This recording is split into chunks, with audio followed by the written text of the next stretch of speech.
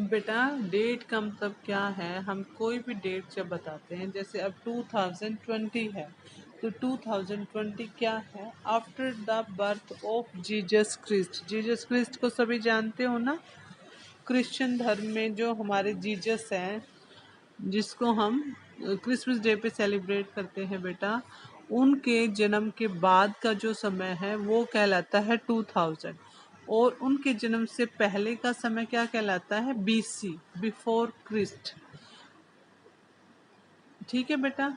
And added on in this book the letter BC, उनके जन्म से पहले का जो समय है उसको हम बीसी बोलते हैं, और उनके जन्म के बाद के समय को हम सिंपल बोलते हैं। जैसे 2000 है तो after the birth of Jesus Christ का समय है, और बीसी जब बोला जाता है तो जीसस के बर्थ से पहले का समय।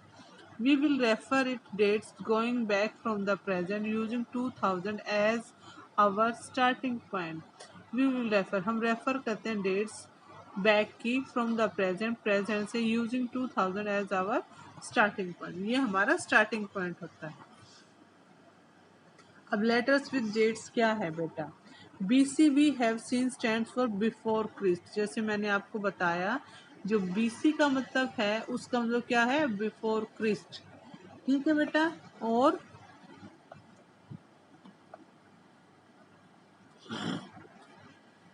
You will sometimes find AD before dates, कई बार हमारे डेट्स के बाद जो है पहले एडी लिखा होता है। This stands for two Latin words, anno domini. इसका ये दो लैटिन वर्ड से बना है, एनो डोमिनी से, meaning in the year of Lord Christ, in the year of Lord Christ.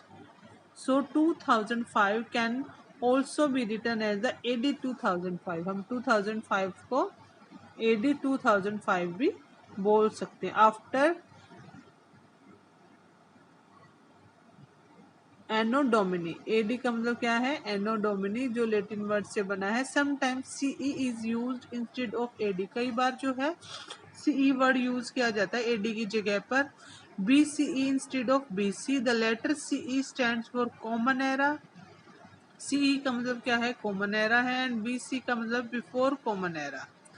We use this term because the Jesus Christian era is now used in most of countries of the world. ज़्यादातर countries में जो है Christian era use किया जा रहा है। In India we began using this form of dating for about 200 year ago, हम 200 साल से यही पैटर्न यूज कर रहे हैं इंडिया में भी। And sometimes the letter BP meaning the before present are used, और बीपी वर्ड जो है बिफोर प्रेजेंट के लिए यूज किया जाता है, मीन्स हमारे प्रेजेंट से पहले का समय। Find two dates mention on the page 3, which set of letters would you use of them. बेटा आप कोशिश करना, पेज नंबर 3 पे जो डेट दी गई है उसके आगे कौन से लेटर लगेंगे आपको ये बताना है।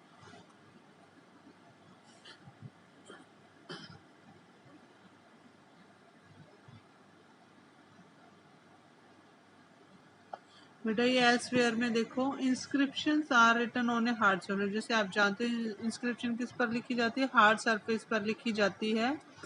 और many of these were written several hundred of year ago, और बहुत सारे इंस्क्रिप्शन बहुत सारे साल पहले लिखी गई है, 100 साल पहले, 100 साल से भी ज़्यादा पहले लिखी गई है। All inscriptions contain both script and language, सभी इंस्क्रिप्शन पर लैंग्वेज भी होते हैं, स्क्रिप्ट भी होती है। Language which we are use as well as script, जो स्क्रिप्ट के साथ लैंग्वेज भी यूज़ की जाती है, हैव चेंज्ड ओवर टाइम। और लैंग्वेज जो है, जैसे मैं वर्ड समय के साथ उसके मीनिंग बदल जाते हैं। जैसे वर्ड्स पहले जो है इंडिया के लिए हिंदुस्तान वर्ड यूज़ किया जाता था, और धीरे धीरे हिंदुस्तान की जगह टोटली मीनिंग चेंज होकर क्या वर्ड आ गया, India.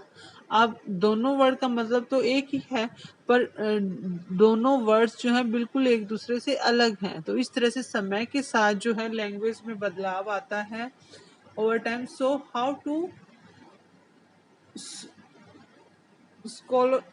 Scholars understand what was written, तो स्कॉलर्स के लिए मुश्किल हो जाता है कि वो किस तरह से उसको पहचाने क्या लिखा हुआ है। This can be done through a process of known as the, ये किसकी हेल्प से किया जाता है बेटा, डेसिफ्लैरीमेंट। डेसिफ्लैरिमेंट के हेल्प से किया जाता है,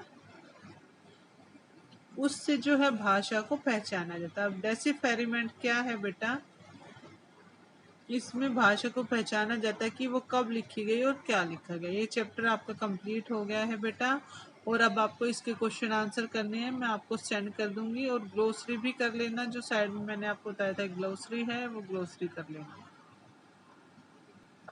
थैंक यू बेटा।